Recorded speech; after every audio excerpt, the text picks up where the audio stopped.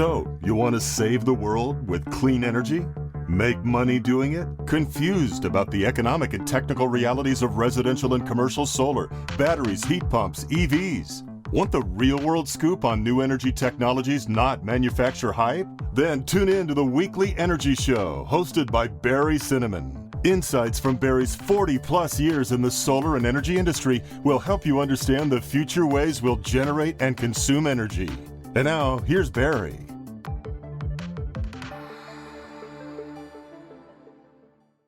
Welcome to this week's Energy Show. Now, global warming is basically a slow-motion train wreck. It's a crisis, and it needs an all-hands-on-deck solution.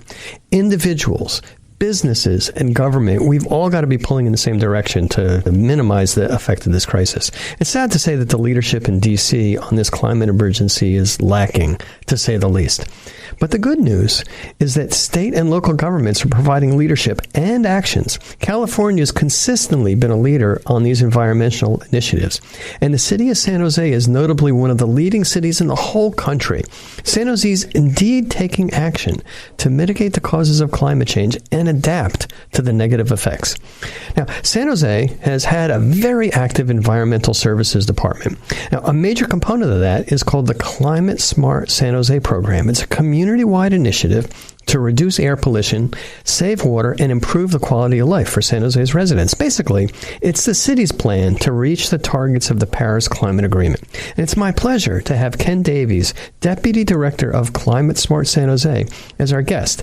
Ken's been at the forefront of Silicon Valley's environmental efforts for 10 years. No doubt in my mind that the work he and his team are doing in San Jose will exceed our local goals for the Paris climate targets. So welcome to the show, Ken. Thanks, Barry, and thanks for having me. You've pretty much summarized it in response to the mounting impacts of climate change back around 2017 and the lack of commitment at the federal level. San Jose was one of the first cities to adopt a Paris Agreement-aligned climate action plan.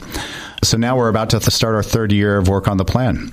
Paris-aligned, of course, means that we're trying to reduce our greenhouse gas emissions in San Jose to an extent that we contribute positively to keeping global temperatures from rising less than 2 degrees C by 2050. And to do that, we have specific goals to reduce climate change through GHG, or greenhouse gas reduction strategies, organized around the way we manage energy, water, and mobility. It's interesting that you talk about water and mobility in addition. You know, mobility is probably a big contributor to that, so we can kind of get back to that in a little while. Are there any specific local targets that we have for the Paris Climate Agreement? Well, mobility, as you mentioned, is a very big one. So when we did our last community-wide greenhouse gas inventory, transportation, that sector alone was about 2/3 of our overall emissions profile. As some of you may know, San Jose is a net exporter of jobs, and so we have a lot of folks living in San Jose that drive elsewhere to get to work every day.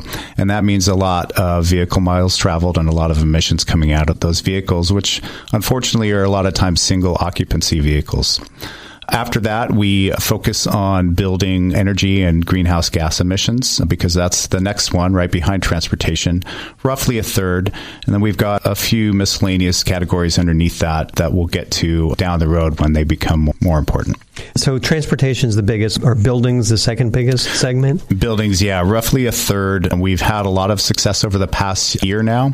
Back in December of 2018, we passed a building performance ordinance. That's for existing buildings starting at 50,000 square feet and above. And then this year it moves down to 20,000 square feet and above.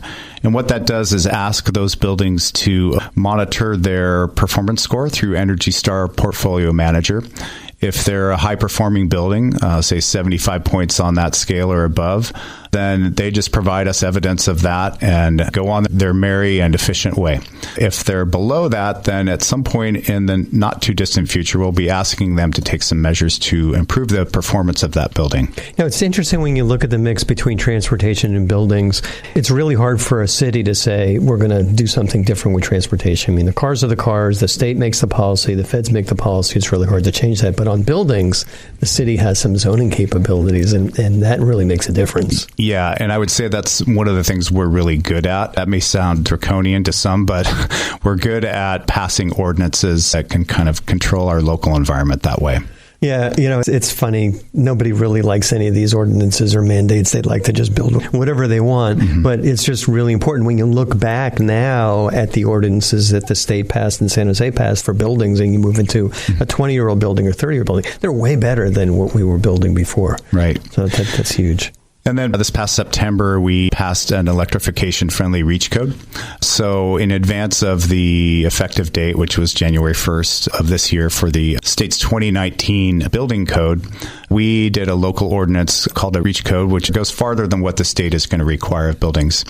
For ours, we said if you build a building all electric, because we know our power supply in San Jose is very clean already, over 80% carbon-free, then all you have to do as a developer or builder is comply with the base code for 2019.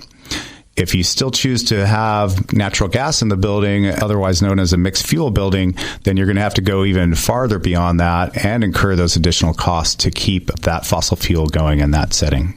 Yeah, and it's interesting, as one who's looked at these different costs, natural gas has some appeals to people who like to cook on a stove or maybe have a pool heating system. But in almost every single case, electrifying it is better from a performance standpoint and clearly better from a climate standpoint and better from a cost standpoint. People just they're set in their ways. Yeah. And the other one that most people aren't aware of, Barry, is that there's some pretty significant indoor air quality impacts from having natural gas in the home. So that fuel's being combusted either in your furnace or your water heater, and most notably your gas stove. When you're running that flame, you're producing byproducts like formaldehyde and carbon monoxide, nitrous oxides, all kinds of things that wouldn't actually be legal in those concentrations if they were outdoor and being measured by the Clean Air Act, for example. That's one of the things that you never know. You've grown up with gas stoves, you're used to the cooking smells, and you may not always turn on that hood. But as one who has made the change from gas to induction, the only thing that comes off is steam, or when I'm cooking a steak, I might get a little bit of smoke, but it's just great. Yeah. All right, good. Well, let's talk about a few other things. What's the Climate Smart Challenge, and how can people participate in that? Yeah, Barry, we're really excited about that. It's a new web platform that we've got up in English, Spanish, and I think within the next week in Vietnamese. It's an initiative that invites residents, employees, and building owners in San Jose to join and pledge to reduce their GHG emissions. It uses basic information. So you'll create an account and you'll enter information about your appliances, your commute, the type of vehicle you drive, things like that. No personal info required, but personal climate info, if you will. So then it'll provide you with a list of over 60 different actions that you can take in order to reduce your climate impact. And those can be sorted either by cost of implementation, so you could pick things that are very reasonable to do, or by the carbon impact. So it's each of the actions has that listed underneath. You can sort it any way you want to, and take some actions and then see what your personal profile looks like after you've done those. Yeah, I just signed up for it, and I'm looking forward to seeing how I fit in on the scale. It's just to use a lot of carbon, and hopefully I don't use that much. But kind of along those lines, how feasible is it to transform an existing building into a zero net carbon building?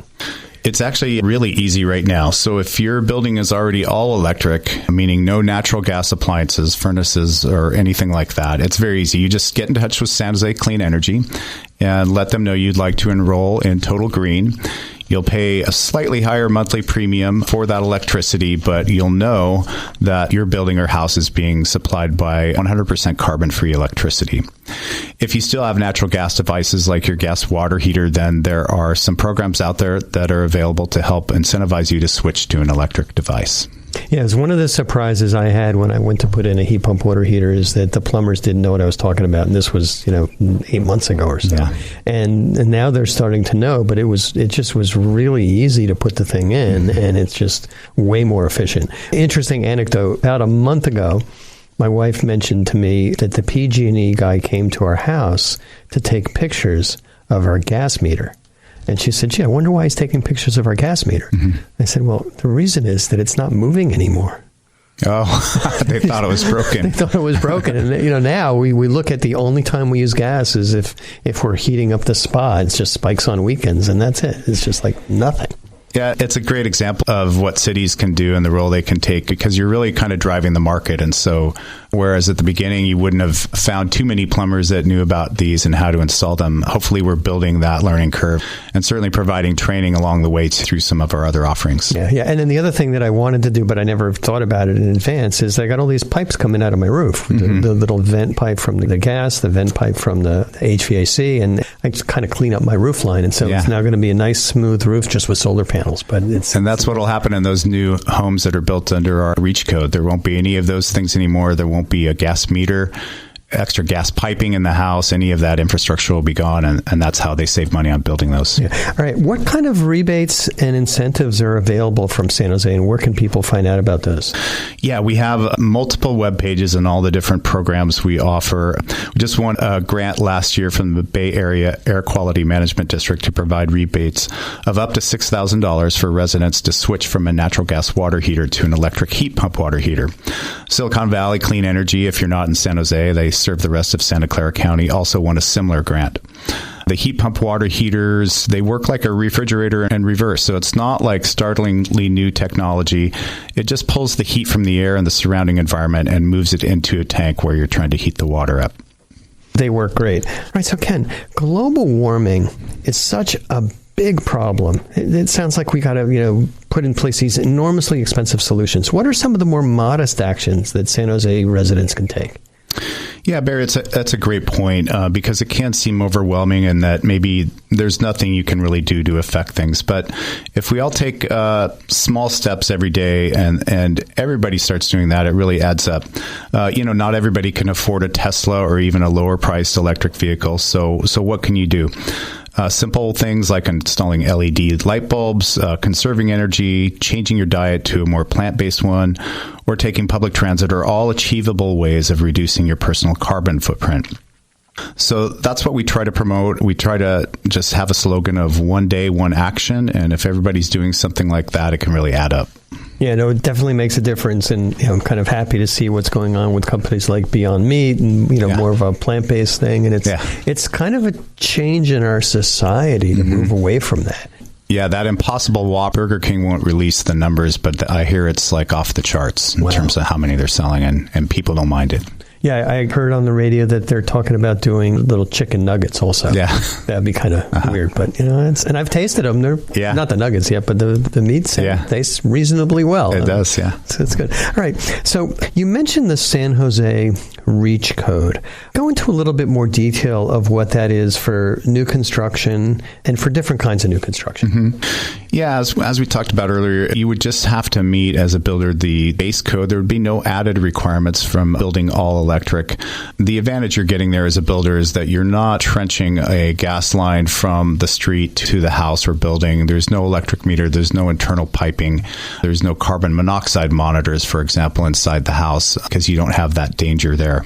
What we also did, because San Jose wanted to take things a step further, was ban the connection to natural gas for single-family dwellings, detached ADUs or the granny units, and low-rise residential multifamily up to 3 stories.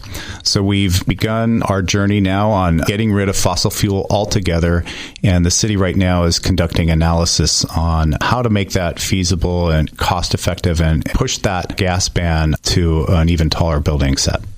Yeah, it's amazing to me because we have been, over the past year or so, working with a lot of builders.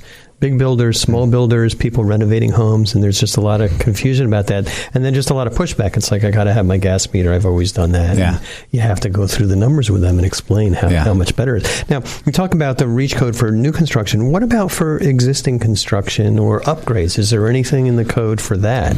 So you see some of the state-funded programs like Bay Ren and different things coming around to that idea. So personally, I just called and said, I'd like to upgrade my old gas water heater to a heat pump. I can't do that through the city program because I work there. So I thought I'd go to a different source, and they weren't there yet. They didn't know how to handle that. They may have that coming out next month, so stay tuned. Yeah, and as far as plumbers that know how to do that, the word's got to get out there, because a lot of plumbers are just still, you mention this thing to them and they said, oh yeah, I've done that. But they're talking about a flow-through instant hot. And when we had our hot water heater inspected by the San Jose building inspector, he said, well, you can't put in an electric hot water heater. So he denied the inspection. I had to go back and say, well, it's really, it's electric, but there's a heat pump on top. It's just, the trades are going to take a few years to become accustomed to this. Yeah, so we'll be rolling out training for folks in those trades that would be doing the installations. But, we also have to do it for our own code inspection staff, because it's all new to them too. Common reaction is, what's wrong with gas? Why is it bad? When are you coming to take my gas stove away? Things like that. And so there's a lot of education that needs to take place. Yeah, and I have to say that as a company that does work in San Jose regularly in solar and storage and electrical work, the inspectors are all really, really good. They may not, there's things that they don't know about, and even anecdotally when we run a system, they're all very, very happy to learn and very receptive to that. It just happened to another customer where we put in a 2-battery system, and nobody had ever seen a 2-battery system. And the wiring to that was, and we explain it to them, and they just kind of get it. So companies like ours locally, SolarEdge, Tesla, LG, were very interested in helping the infrastructure within the city understand this new tech. Yeah. All right. So what if somebody has a house and it's heavily shaded? They're not going to call up Cinnamon Energy Systems because there's just no room for sun. But what can a homeowner do to still get green electricity? Yeah, that's one of the things that has changed so rapidly over the last 2 years. We had San Jose Clean Energy start up just in 2018. And so actually they were created in 2018. They just went out citywide in the spring of last year. But it's easy now because you used to have to rely on having that available sunshine and putting the solar panels up to get the renewable power in your house. Now all you do is call San Jose Clean Energy and say, I'd like to go total green. Once again, small additional monthly premium, and you'll know your house is being supplied by carbon-free power. And what's the size of that premium? Isn't it like a half a penny a kilowatt hour or something? It's tiny. I think it's less than $10 a month. Okay. And then for people who are looking at totally green electricity, the interesting secret is that if you have solar, since your electric rate is very slightly higher, when you're running your meter backwards on a net basis, you actually make more money. Yes. So that's something that we're recommending to customers. Yeah. And so I have solar on my house. I just got a letter from San Jose Clean Energy that this year they'll begin enrolling us in net energy metering, and that the rate coming back is much improved over PG&E's. So I'm looking forward to that. Yeah. Now, I know when San Jose Clean Energy was rolling out, there was a lot of pushback from people in San Jose, from next door, from neighbors, like, oh, it's another government entity, whatever. How is it working out now that the program's been out for 6 to 8 months? I think it's working out great. If you put the San Jose Clean Energy side by side with PG&E, you're talking about a monstrous investor-owned utility that is, I would say, less connected to their customer base versus San Jose Clean Energy that maybe has 15 people working there right now. So the overhead is minuscule in comparison, and what they're able to do as a community choice aggregator is take that revenue and cycle it back into the community in the form of incentives and rebates. So we talked earlier, and this is something that kind of makes the bills confusing. What did the state's utilities do to add costs to the community choice aggregators, that PCIA charge? Right. So PG&E, their argument anyways, that they had contracted for power supply well into the future, and that as customers departed, they took an already purchased energy load with them. So this thing called the PCIA is also known as an exit fee, and the investor-owned utilities are charging customers that have left to go to a CCA. It used to be fractions of a penny, then it became a penny, then it's 3, maybe it's going to 5 cents a bill, all to pay for that energy that was procured 10, 20 years out into the future. Yeah, it's a frustrating thing for everybody, and we deal with the frustrations. I'm sure it's much more worse for you, but we have customers calling us and saying, why is my bill so high? Yeah. How do we interpret? And I actually did a whole podcast on trying to explain an electric bill, but it's really complicated. It's tough. It is a battle at the state level within the legislature and the CPUC. Hopefully that will be resolved. It seems like it comes up every year. Hopefully it's resolved on the side of the CCAs and those bills drop a little bit. Yeah, just get get that charge lower? I mean, it's just the utility made some decisions. They weren't good business decisions. They were approved, and they kind of have to live with it. And, hopefully the Governor Newsom will be able to get some good changes in place. All right. Well, let's kind of take a step back. How did you get involved in the environmental movement? Yeah, decades ago at this point, I had a previous career in the restaurant industry, and I realized it felt kind of the same every day. I wanted my work to make more of an impact and not just be a paycheck. So I went back to school. I went to San Jose State and started studying environmental studies. Eventually got a job in the city's environmental service department. And amazingly, that was almost 21 years ago.